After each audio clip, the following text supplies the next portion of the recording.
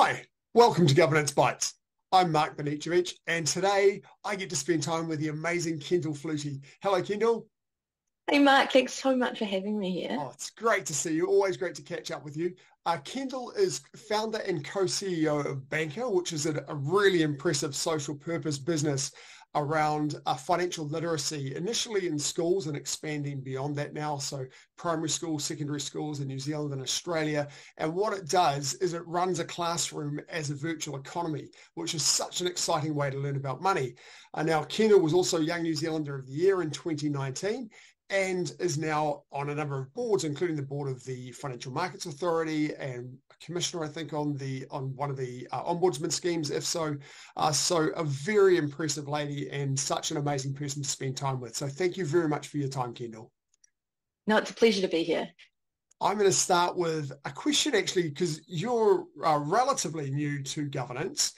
So you'll probably remember some of your experiences about how you were brought onto board. So can you tell me a little bit about the onboarding processes that you've experienced and how you got introduced to the role in each entity?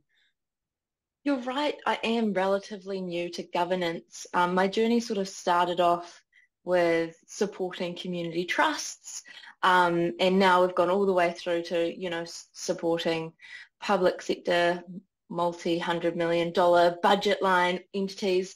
And each onboarding has been slightly different. I would say they've been fit for purpose. So with the likes of my very first governance role was in another education co-op actually. So a community-focused educational offering, and I was a trustee. Really onboarding looked like having a coffee with the chair, talking through some of the challenges, catching up with the NCE and talking about their ambitions, reading a little bit through the past minutes, but that was really it. I could get into the meat of the meetings very quickly without too much of a run-up. And it was a bit of a learn as you go, ask probing questions experience. And then at the other end of the spectrum, you've got quite a robust formal onboarding process, which again, of course, involves the chair. I think getting that face time early on to understand less about the structure or current work plan, but more about the culture of the board and what you're coming into is really important. And then just a bunch more readings. So understanding what's come before you, what the current open work activities are, and really to allow me to try and figure out where I can land and add value immediately, potentially. It's an ideal situation, or what questions I need to ask and how I need to upskill myself to hit the ground running. So onboarding has never looked the same, and I think that's kind of the right approach. Every governance role deserves a slightly different onboarding. Right, cool, thank you. Since you began your governance roles, what are some of the standout things you've learned? Oh, I think something that comes to mind really quickly is the importance of asking the obvious questions and not necessarily sitting back and thinking it's your incapability or a lack of comprehension that's leading to that question.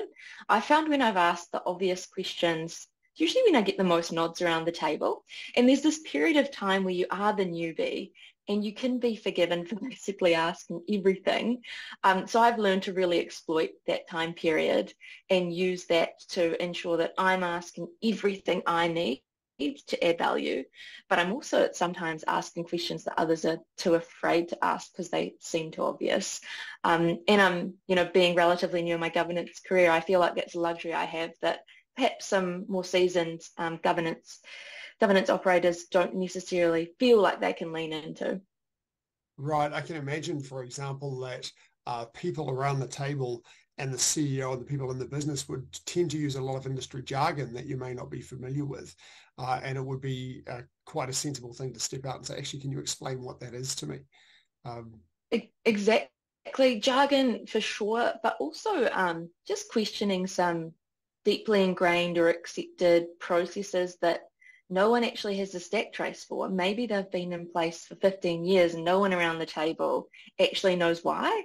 So obviously doing it in a way that's productive and not disruptive to the meetings, but being able to ask why we do things this particular way is a really useful reflection point. And sometimes it's a short, sharp answer because X, Y, Z, move on. That's fine. Mm-hmm. But other times I've found it's actually opened up a really genuinely valuable conversation around the board table and then later on with management. Fantastic. What's some of the best advice you've received from other directors? To understand your value and what role you play. When I think about some of my more later appointments, which are more significant, I take every governance role really seriously, regardless of how large the entity is, but some come with more weight, I think, inherently, be it the size of the organisation in terms of people, profile, revenue. And each time I think you're going to have a little bit of imposter syndrome. But if you can understand why you're around that table objectively and try and shed that cloak of imposter syndrome, I think pretty clearly you can understand your value proposition and the unique perspectives that you bring. For example, with me, I'm typically, as it stands, a little bit younger than some of the other board members. And I also bring my startup, whānau, consumer technology hats. I would have been really shy in articulating those strengths even 18 months ago. And I've had some great mentorship to support me in understanding that I need to be strong in understanding my value so that I can actually apply that value in the right way at the right times around the table and outside of board meetings. Great. Well, moving on from that then, is there anything that you would tell yourself 18 months ago or 2 years ago that would, change the way that you approached governance in the early days? Yeah, definitely. It would be aligned to that values piece, which I guess flowing on from that would be confidence. I think it's very easy to sit back for a period of time and observe and learn, but I've been most effective when I've challenged myself to contribute from the start, even if it's just a few comments here and there. And I think one way to build confidence is through preparation. I know in the earlier days when I was supporting what was smaller entities, I'd try and right-size my preparation and, read over the minutes, read over the board notes, whatever that pack may be. But I feel the more time I spend on a board pack, the more confident I am in my contributions, the more I connect with my fellow directors outside of meetings and we share perspectives, the more my confidence grows as well. So creating my own formal structure around preparation and preempting contributions has really helped me, and it's something I wish I'd done sooner. Right. And you mentioned there around catching up with other directors outside of board meetings. Is that just around a coffee, and what sort of discussions are you having with other directors? Yeah, it's informal, largely. So we're not running to an agenda as such. Typically, I find it really useful once a board pack's come out to catch up with one or two board members to talk through any standouts for me. I, as a younger board member and someone who's new to a lot of the governance roles I hold, I use that as a time to bridge my capability comprehension gap. So if there's some institutional knowledge I'm lacking, I try and get that ahead of the meeting so the meeting can be as productive for everyone as possible. So my typical flow would be to read the board pack in full, to then reach out to a couple of my colleagues around the board, be it the chair, be it another external director, to run through some of my key talking points, fill in any gaps, and then actually to read over any specific papers where I had some question marks again and see if I can dig out any new perspectives with the new information I've gained. That's a really good preparation approach.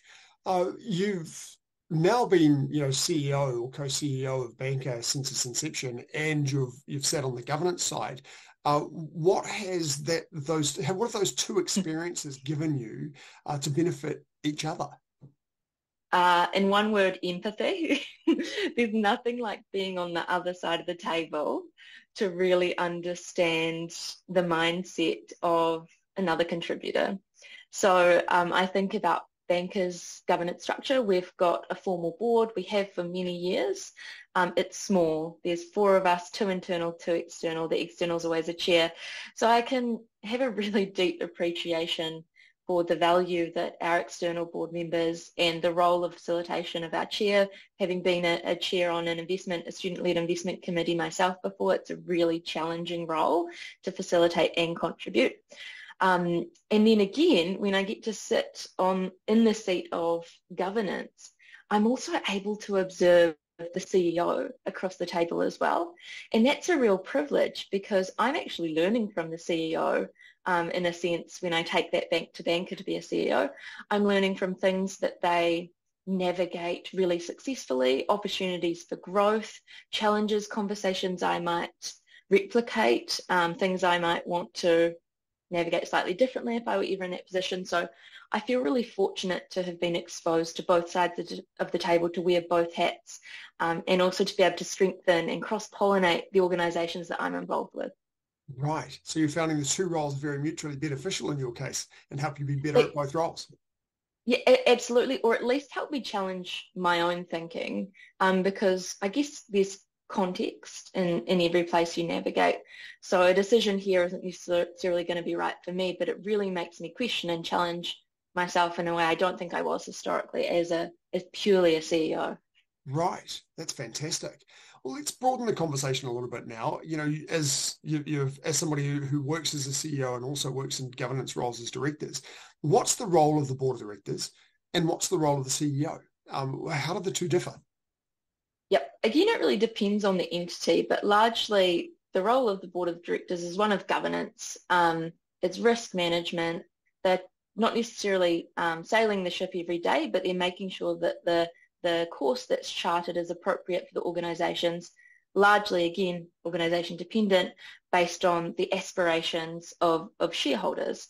The board's really there to serve the aspirations and goals of the shareholders, be that maximising company value, be that maximising company impact potentially, be that something in between, be it a legislative requirement as well that sometimes is the foundations of a board and governance. The role of the CE is really to demonstrate operational and strategic leadership day to day. So it's executing against the agreed strategy, which the board has a key role in. Getting that delineation right is really important. I've seen it go horribly wrong in organisations I've been involved with, and I've seen it executed against really, really well. And I think the key theme in success there is clear role definition and communication when you get into the grey. For example, take risk management. You can have a risk register. It can just be a tick box exercise that the board do just because they feel like they have to, or it can be passed from the board down through operational layers so that everyone in an entity is responsible for risk management in their functions. That's a really black and white example of ensuring that roles are really clear and that organisationally and operationally something's executed against. But it gets a lot harder across different functions. So I think that role distinction is an important point that all boards should have top of mind. Right, so having a very clear distinction between or definition really, of what the CEO is there to do and what the board is there to do. And it may not be the same definition across different entities. There may be some differences, but having that clear definition so everyone understands what their role is very important. That's it. I think about some of the earlier governance contributions I've made. I really rolled my sleeves up and was behaving quite operationally because it's a 1-2 person band, and that's what they needed from the board, as well as some of those real governance aspects as well in terms of risk management, especially around ensuring the lights get kept on.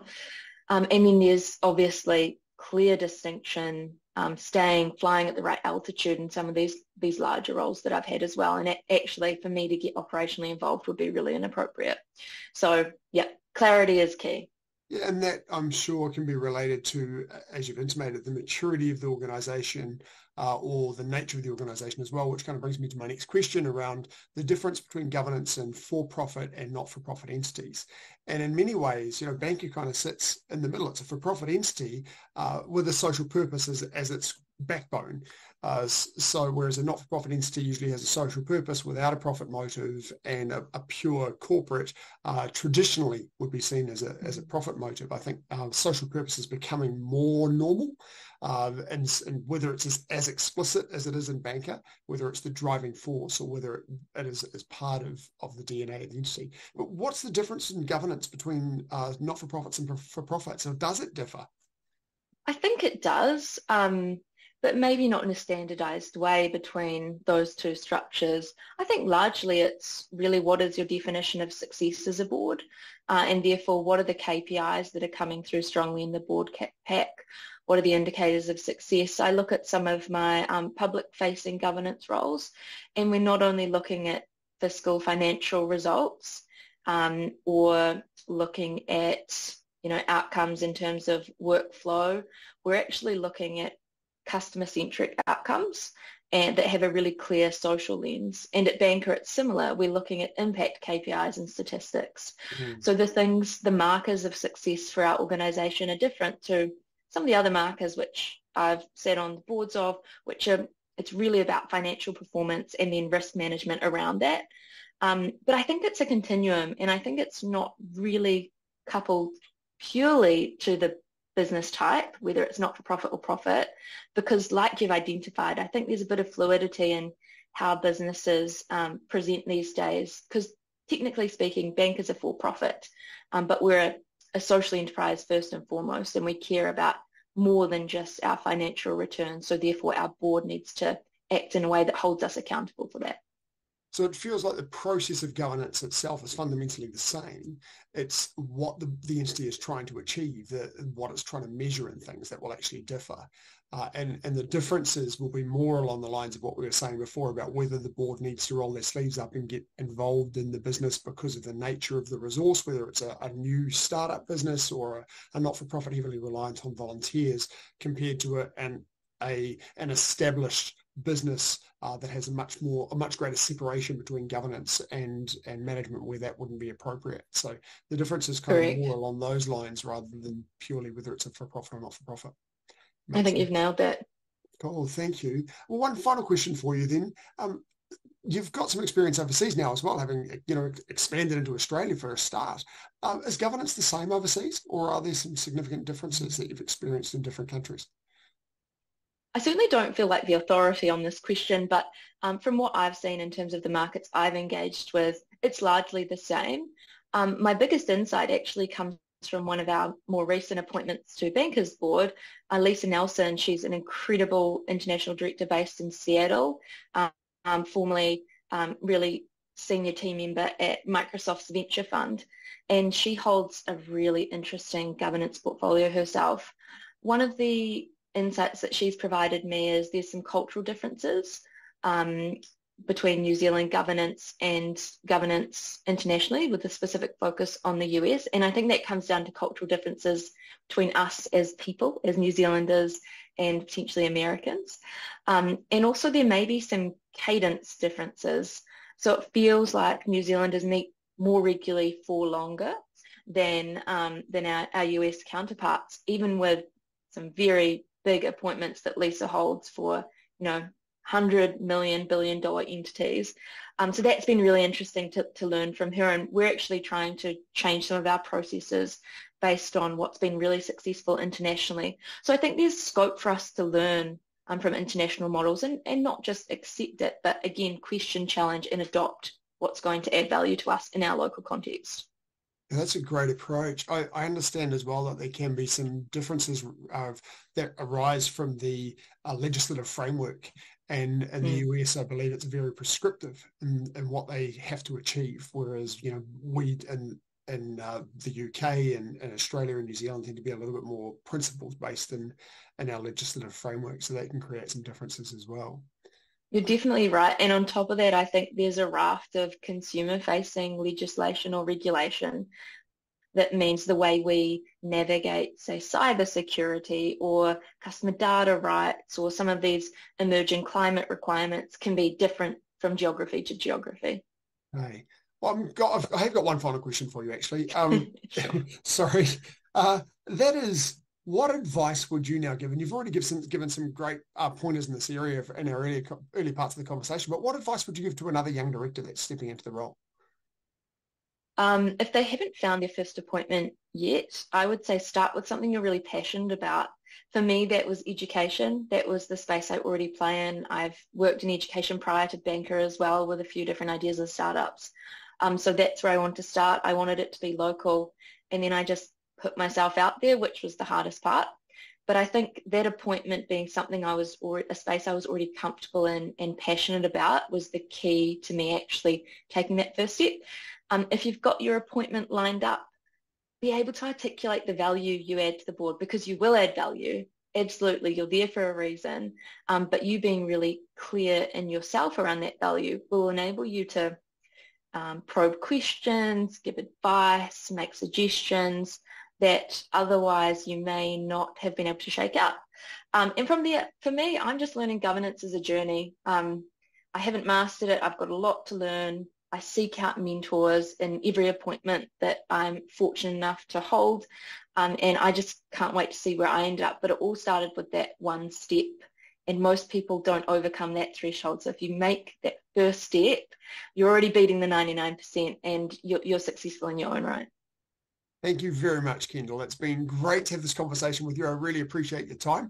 I'll look forward to catching up a little bit more next time we're both in the same city. And I'll look forward to seeing you next episode. Thanks, everybody. Thanks, Mark.